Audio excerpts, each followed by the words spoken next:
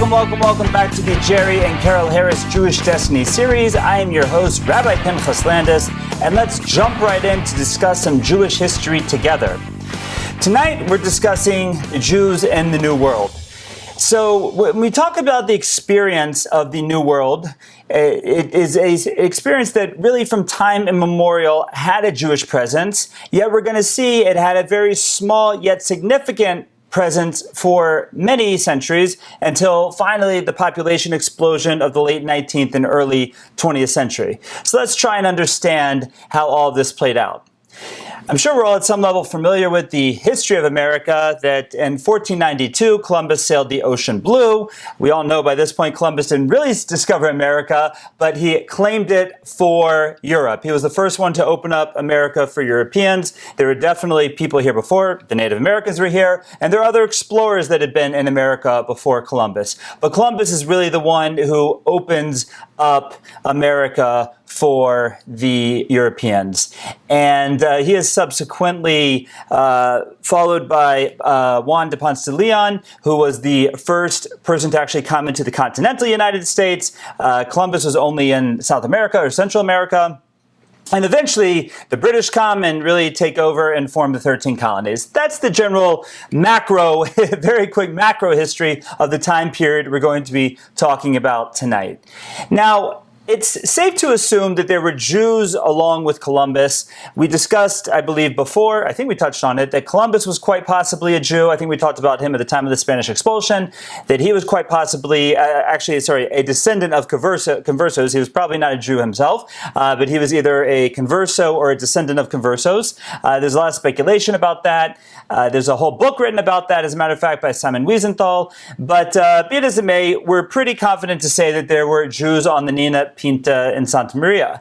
That being said, the first recorded Jew in the New World, it's actually, like many other things that are Jewish, it's a dispute as to exactly who it was, depending how we look at things. One possible contender is a man by the name of Luis de Carabaja y Cueva, who was a Spanish conquistador who himself was a converso, meaning that he outwardly practiced Catholicism, yet inwardly practiced Judaism. And he was the first one to set foot in what we now call Texas. He had been down in what we now call Mexico. He was a governor in the area. And in 1570, he came into what is now the continental United States, into what is now Texas. Now, the person who often gets the acclaim as being the very first Jew recorded in America is in 1584, a man by the name Joachim, or Joachim if we say it in Hebrew, but Joachim Gans, who in 1584 was here in the continental United States. Now, he's actually famous for a couple of different things. First of all, he was a scientist who worked for the British Mining Company here in America, and he revolutionized the way that copper was refined here in America, or in the world, but did it here in America. Now, he subsequently, the Royal Mining Company failed because it was not resupplied, or the presence here in America failed because the Royal Mining Company did not resupply the colonists, and also became increasingly dangerous because of the Native Americans. So eventually, Gans, along with many other colonists in 1586, took the opportunity to go back to England.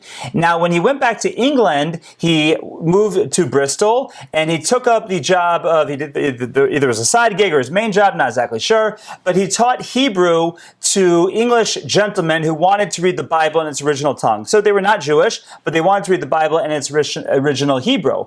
Now, in 1589, the bishop of Chichester, whose name was Richard Cordery, visited Gans, and he was speaking to him in Hebrew because he himself was fluent in Hebrew. And Gans told him in Hebrew that he was a believing Jew. At which point the bishop asked him, "Do you deny Yashka to be the son of God?"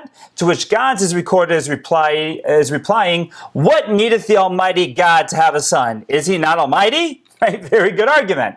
But subsequently, Gans was reported for blasphemy, and he was eventually, the case was actually in London, not in Bristol, because they didn't want to disrupt the mining company, which had a strong presence in Bristol. And according to most records, the council that he went before did not take a harsh outcome with him, but we don't know anything after this point as to what what happened with him. But he is recorded. Gans is recorded as the first Jew in America, but possibly it was his predecessor who went to Mexico. Just to give you a little flavor of what it was like for these Jews coming over to America at this time, in the north, or in Massachusetts, in the general Boston area, which was controlled by the Puritans, there was not a lot of religious acceptance outside of the Puritan faith. Salman Franco is a Jewish merchant who arrived in Boston in 1649, and he was subsequently paid by the Puritans to go back to Europe, to go back to Holland, because they didn't want to have a Jew in their colony, so to speak. Now, in 1654, this was shortly before Rosh Hashanah in 1654, there were 23 Jews from the Netherlands. They were Sephardic Jews. By the way, at this time it's all Sephardic Jews. And there were 23 of them who came to what at that point was called New Amsterdam, and they came from Brazil up to New Amsterdam, and of course subsequently New Amsterdam was renamed as New York, and they moved to the area known as New York City. Now it's interesting, first of all, the fact that all of the early settlers, all the early Jewish settlers of America were Sephardim, and that we see that there were Jews in South America and in Central America who made their way up here to North America and into what we now call the United States of America. And the reason for that is because these were people who were still running from the Inquisition. Even though the Inquisition had been the impetus for kicking the Jews out of Spain in 1492 and subsequently out of Portugal in 1496, the influence of the Inquisition had come to the New World. And in any area that was controlled by Spain, the Inquisition came with it. So a lot of South and Central America at this time was controlled by Spain. So we see that even that the Jews came over with Columbus, with the Dutch, and they were looking for the freedom of the New World. Once the Spanish conquered, they ran. So these group of Sephardic Jews originally from the Netherlands come from Brazil up to New Amsterdam to have the freedom of religion. Now, at that point, the governor of New Amsterdam was Peter Soetwesen, and he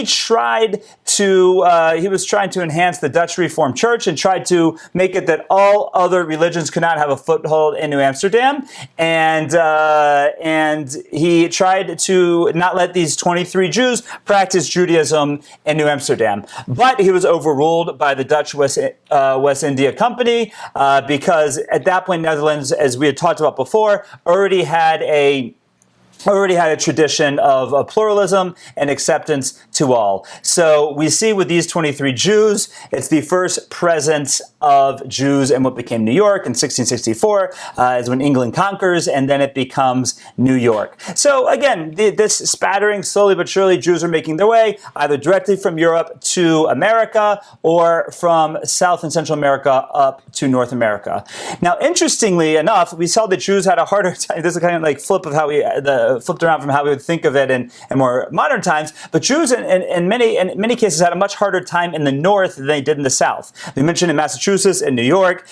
In South Carolina, though, it was in the charter of the colony that all settlers could express their religious, express and practice their religion. Jews were actually mentioned, and the freedom to Judaism was mentioned in that charter. And because of that, at this point, in the first few centuries of America, we see that Charleston, South Carolina, is the largest Jewish community and it's the oldest organized Jewish community and the largest Jewish community in America at this time. Interestingly enough, my son-in-law's family reigns from Charleston.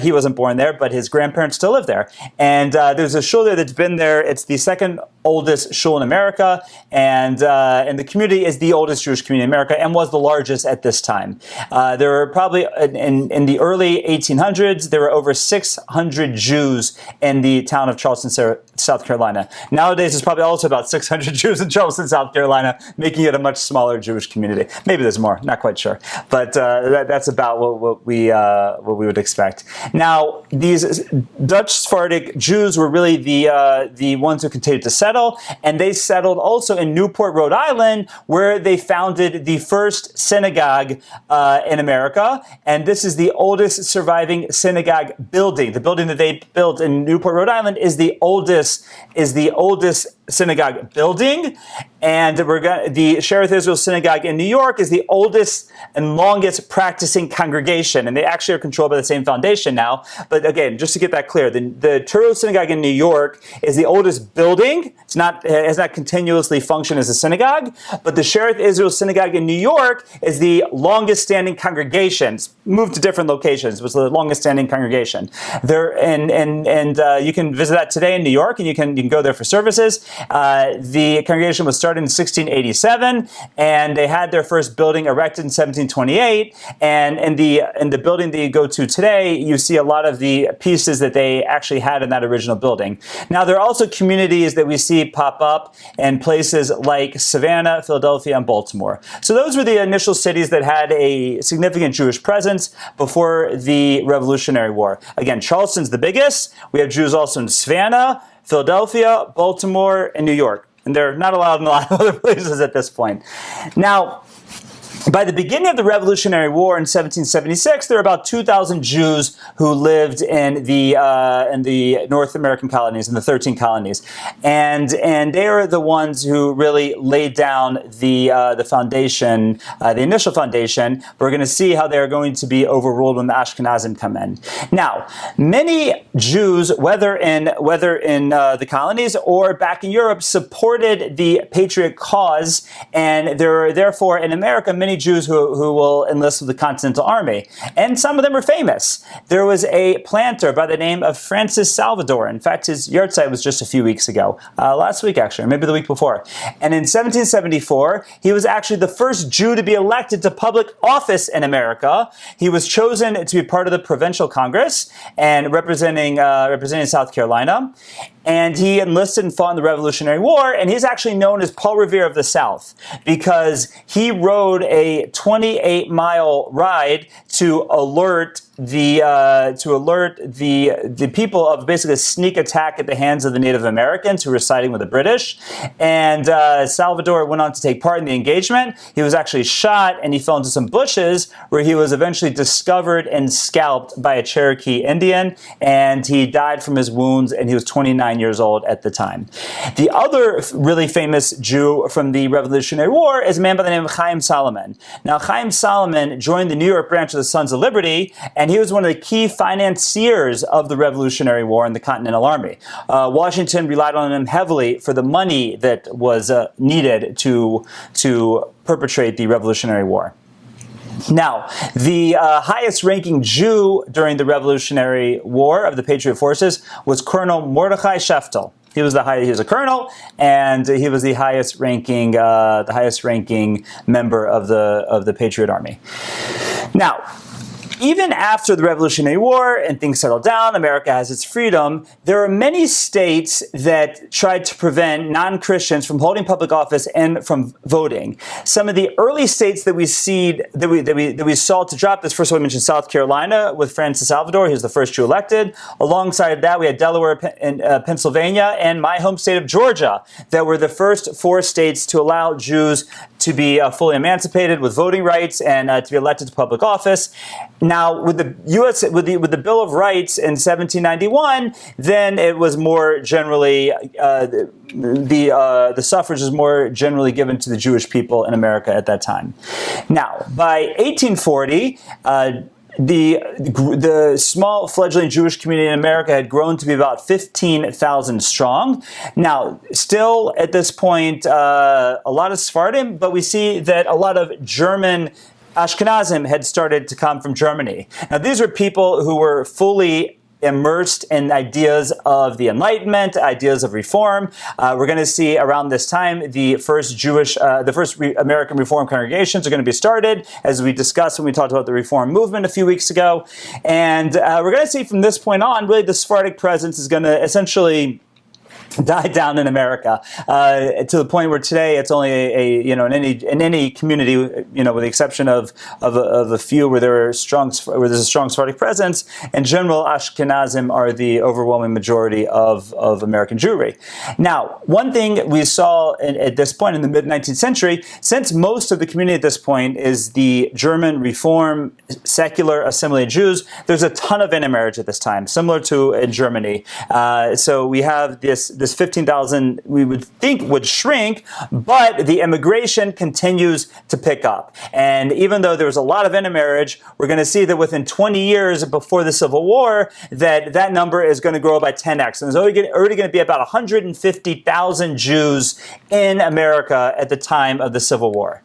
Now, when we look at the Civil War, we see that Jews fought on both sides. Out of the 150,000 Jews in America, there were about 10,000 that fought in the Civil War, roughly 7,000 for the Union and 3,000 for the Confederacy. Out of the 7,000 that fought for the Union, there were 9 Jewish generals who served for the Union Army, and there were even 2 brigadier generals, one by the name of Edward Solomon and one by the name of Frederick Kenfker. And so we see that, again, Jews were a significant part of what was going on. In the Confederacy, there were also a number of generals, but the most famous Jew in the Confederacy was Judah P. Benjamin, who was Secretary of State, and it was also made the acting Secretary of War of the Confederacy. Now, he was in many ways Jefferson Davis's right-hand man. He was one of the most trusted of Jefferson Davis's cabinet, and the Secretary of State was it's a very important position even today in America, but it was especially important in the Confederacy because the Confederacy was working hard to try to gain allies in the world and recognition. They were trying to get France, England, Germany, Prussia to all recognize the Confederacy as a state, because they knew if they were going to be recognized by the world powers, then it'll be much harder for the Union to take away their sovereignty. Now, it's interesting. After the war, Judah P. Benjamin flees back to Europe, and he orders or before his death, he destroys all of his notes and orders that there should not be any biographies written about him. So we do not know that much about Judah P. Benjamin, other than he was a high-ranking official in the Confederacy. Now, as is the case in virtually every time in Jewish history, the main financiers for both the Union and the Confederacy are Jews. I'm sure you're not surprised about that. Now, in December 1862, there is an infamous event that takes place, and the Major General of the Union Army, Ulysses S. Grant, was very angry when he learned about illegal trade of smuggling cotton from the south up to the north that was largely perpetrated by some Jews. So he issued General Order Number 11, and in that General Order Number 11, he expelled Jews from the areas of Western Tennessee, Mississippi, and Kentucky, which were under the control of the Union Army at that point. Now, the Jews quickly appealed to President Abraham Lincoln, who immediately ordered Grant to rescind the order. And in truth, we like to talk about this and Grant doing this, but he did spend the rest of his career, especially when he was president, while it was really a failed presidency, but he spent the rest of his career really trying to wheel that back and to make amends with the Jewish community. So, we can at least give him credit for that. Now, after the Civil War is when we see really the mass migration of Jews from Europe to America. Now, let's just compare the numbers for a minute. The last mass migration or immigration of Jews was at the time of the Spanish expulsion, where, maybe 250,000 Jews were kicked out of Spain and had to relocate. We're going to see from the years 1880 until 1920, there are going to be about 2.8 million Jews that are going to immigrate from Eastern Europe to America. It's going to be mainly from Russia.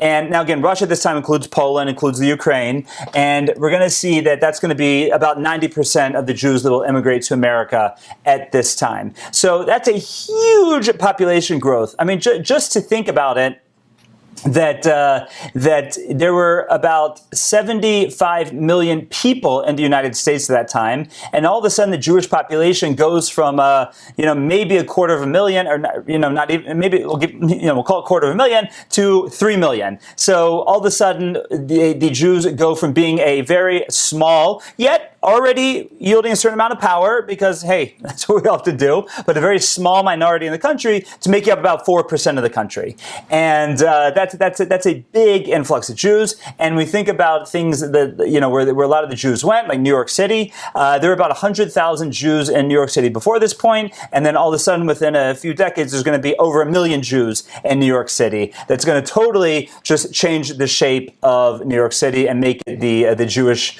population center that it is until this very day.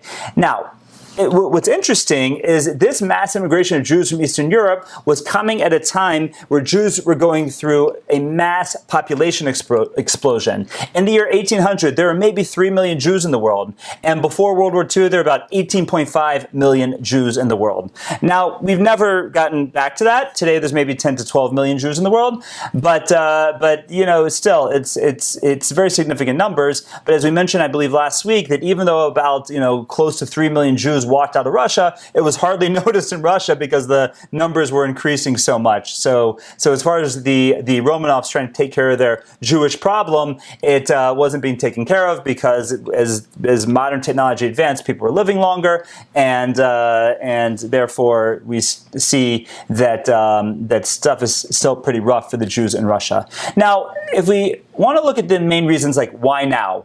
Why was there this mass immigration now? Well, first of all, it's because America was really it was the land of opportunity where the streets were paved with gold, and there was a lot of truth to that because, the Jews had pretty much been everywhere else. They'd been to Western Europe, even though the Jews were much better off in Western Europe than they were in Eastern Europe at this point. Still, the collective memory of the Jews is like, we've already been kicked out of all those countries, we're not going back there. So the idea was, well, let's try out somewhere new where there seems to be great opportunity. And there was. The country, especially after Reconstruction, and the country was coming back together after the Civil War, it was a very prosperous time here in America. So that's one thing, that yet America, that was open to the Jews. Another thing is we're going to talk about in a moment, the state-sponsored anti-Semitism of Russia, which made it even more difficult for the Jews than it had been. It had already been a very unpleasant place to live. Now, beyond that, we also have the industrial. This is after the Industrial Revolution. So we have the railroads, the steamships. It's possible to get to America. When Columbus and the Puritans, the Pilgrims, went to America, they were using sailboats. They were using big sailboats. But now with the steamship and the railroads to be able to get to the ports, it was much more feasible to get across the sea, at least physically. Now, we've all heard the stories of Jews arriving or really immigrants in general, but largely Jews arriving at Ellis Island and being turned away. And there are many stories of people being turned away multiple times. There's stories of people leaving their children behind because when they are about to leave and they're given medical exams, they don't pass. It was just even with the 3 million that got through, it was not easy and it was a rough time. By the way, as I've written an article before for H.com, the canard that names were changed willy-nilly at Ellis Island is a canard. It's not true. It didn't happen. It never happened. The Jews who changed the name or had the name shortened in America, it was all done consciously and systematically by the Jews themselves. And you can read that article on H.com, or you can find it at rabbilandis.com if you want to read more about that. But this was the situation after the Civil War. We had this huge increase of the Jewish population in America. Now, what's interesting is that Reb Chaim Volozhiner, the great Rosh Hashiva, the founding Rosh Hashiva of Volozhin, as we talked about, I think, last week or the week before, he actually said that he's well steeped in Kabbalah, and a big part of Kabbalah is a focus on the Messianic era of the coming of the Mashiach. And he said that the Jews had one more stop before the redemption of the Jewish people could happen, before Mashiach could come and Messiah could come, and we could return to the land of Israel. And that was going to be North America. Now, Chaim Volozhiner died in 1830 when there were, like we said, probably under, around 100,000 Jews maybe at that point. Or no, not even. There may be, under 100,000 Jews at that point. And he's saying that's going to be the last stop for the Jews before the redemption can come. Now, he dies in 1830, and even though we have this mass population immigration in, before 1920, the faucets are going to be shut off in 1920, and we won't see immigration again until after World War II. And now for the past number of decades, we've had the situation where America has been the overwhelming majority of the world Jewish population. And since 1948 on, that has slowly but surely been a pendulum that's been swinging towards the land of Israel. Now we are at the point where the majority of the world Jewish population is, in fact, in Israel. So hopefully this is an indication of the words of Chaim Volozhiner, that we've been to America, been there, done that. Now we can go to Eretz Yisrael, we can go to the land of Israel, and have the ultimate redemption of the Jewish people with Mashiach Tzidkenu, B'mheira V'mimenu, Amen. Now, let's look at really what's looked as the main impetus for this immigration, of really the entering the why now. We talked about the state-sponsored anti-Semitism, and it really increased to an unbearable point in 1881.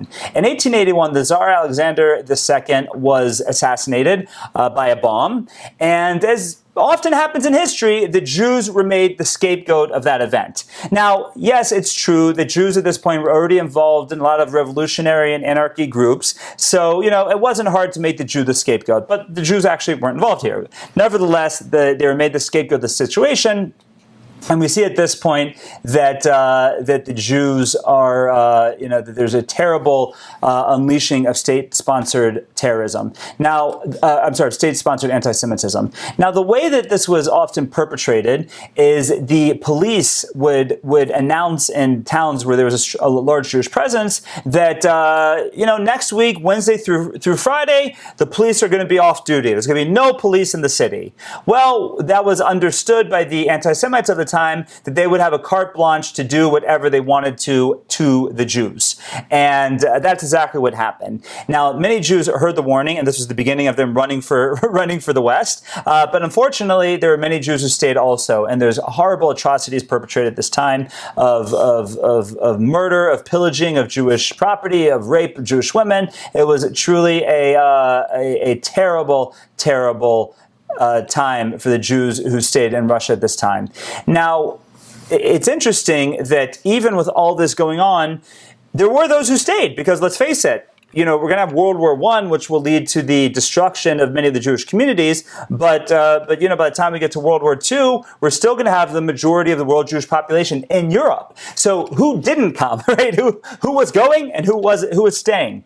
Well, in general, the people who were going were the ones who weren't, let's face it, weren't that connected to their Judaism. Now, many of them were outwardly Orthodox, but as the stories go, as they were on the trip across the Atlantic, they threw their tefillin into the Hudson upon arriving in New York, because their faith was a mile wide, but only an inch deep. And therefore, that's what we see, that by the time they get to America, a lot of their religious fervor or fake fervor was gone. And part of the reason for that, even if their tefillin, so to speak, survived the Hudson, when they got to America, they found a country that at that point had a 7-day work week. And then the 7-day work week will become a 6-day work week, but Shabbos is a work day. So therefore, if you wanted to remain a Shomer Shabbos in those days, and we can't judge anyone who went through these times, but it meant that you basically would get a new job every week. You would work at a place until Friday. You tell them you're not coming in on Saturday. They say, if you don't come in on Saturday, don't come in on Monday either, and you'd have to look for a new job all over again. Which, by the way, was the beginning of really the Jewish entrepreneur in America, because Jews said, if this is the situation, we're going to just own our own companies. And that was really the beginning of the Jews being involved in textiles. That was the first place we saw their involvement, and eventually, in many other arenas where Jews weren't allowed to work with others, like in law, Jews couldn't work in law firms. They made their own law firms, and we're going to see that the Jewish entrepreneur will excel to the top of many of the businesses that he is involved with. Now, the other group that doesn't come are the Marxists. The Marxists, who we said last week, they so to speak believed in the revolution. They thought that by breaking down they believed in the anti-Semitism. They thought by breaking down the Jewish community of Russia, that would leave room for it to be rebuilt either through Haskalah or through Marxist ideas, and therefore they were the ones who stayed back behind in Russia. And unfortunately, they were all massacred either in World War I or later in World War II. Their descendants were annihilated. Now, what was the response of the Jews in America at this time? So the Jewish numbers are growing in America, and they're growing because of these atrocities happening in Russia. So they were not a secret to anyone. And the Jews actually at this time had their first lobbying experience in America. Now, we actually, maybe not the first, we mentioned when they lobbied to Abraham Lincoln. That was the first. But we see that the Jews lobbied the government at this time because you had many affluent Jews at this point, and they lobbied Teddy Roosevelt, who was the president this time, to intervene, to speak to the Tsar about what he was doing.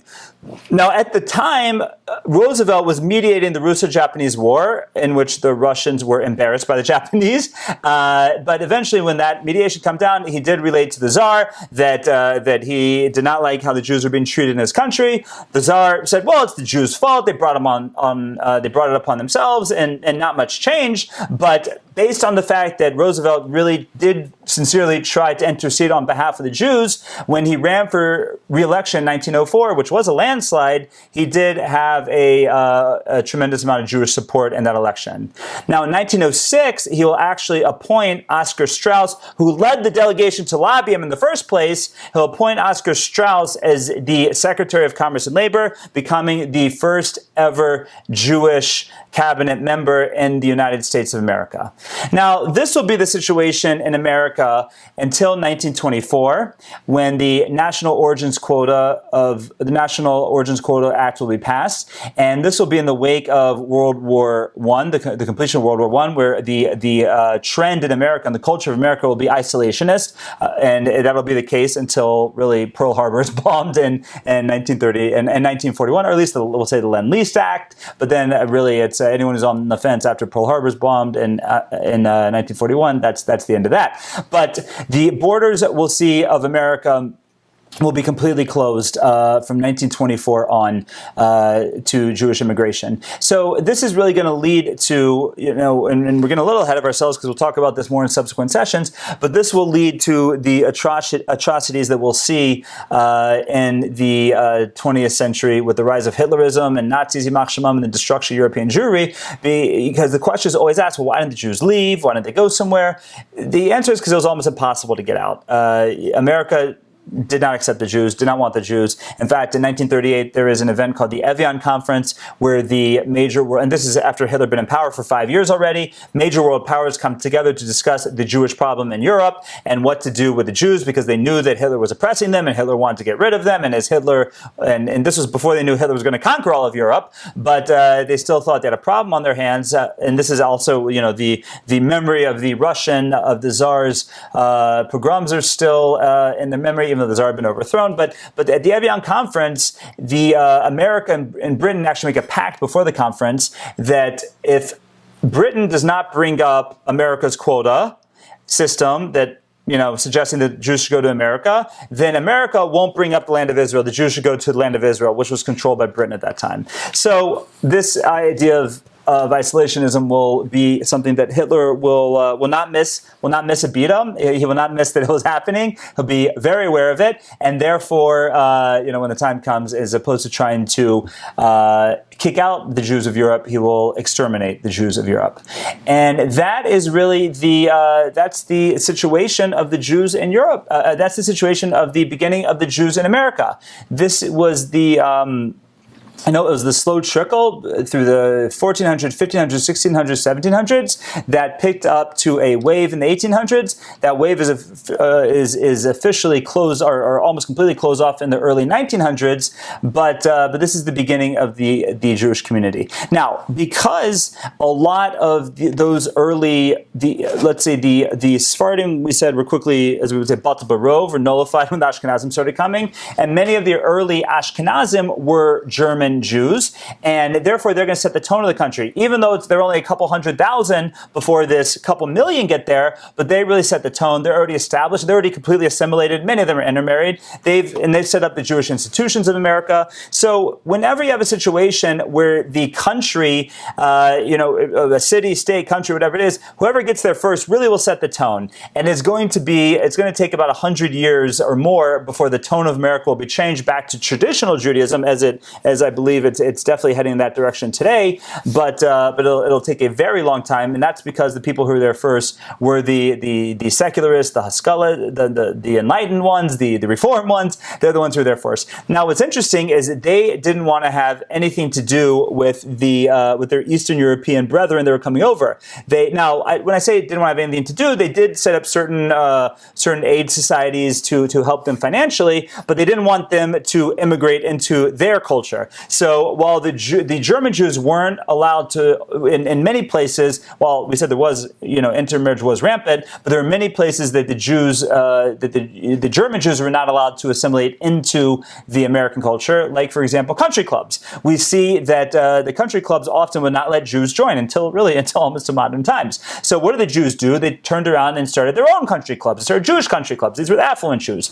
Now, when the Eastern European Jews come over and start gaining a little bit of affluence, well, they they wanted to join the Jewish Country Club. But the German Jew would not let the Eastern European Jew join his country club. So the Eastern European Jew turned around and opened his own country club. And that's why every single major Jewish community always had two Jewish country clubs. It wasn't just because you had so many Jews you needed two Jewish country clubs. You had your German Jewish club and your Eastern European Jewish country club. Like, for example, in America, where I grew up, you had the Standard Club and the Progressive Club. If you ever saw Last Night at Ballyhoo, that's all about those clubs. Here in Cleveland, you had the Oakwood Club and the Beachmont Club, and that was really the case. And Cincinnati, where I used to live, you had the Los Santoville Club and the Crest Hills Club, and that was really the case in every major Jewish community. Because it's funny that how quickly we forget that here the German Jews started their country clubs because they couldn't join the non-Jewish ones, but when their Eastern European brethren came over, well, we're not going to let you join with us. So how quickly we forget. And this is the story of the Jews in America. And God willing, next week we will continue the discussion of the other major watershed events that were taking place during the 19th century, and really setting the tone for the monumental events of the 20th century. I look forward to discussing them more with you next week. I thank you so much for coming. I thank you so much for listening, and I will see you next time. Have a great week.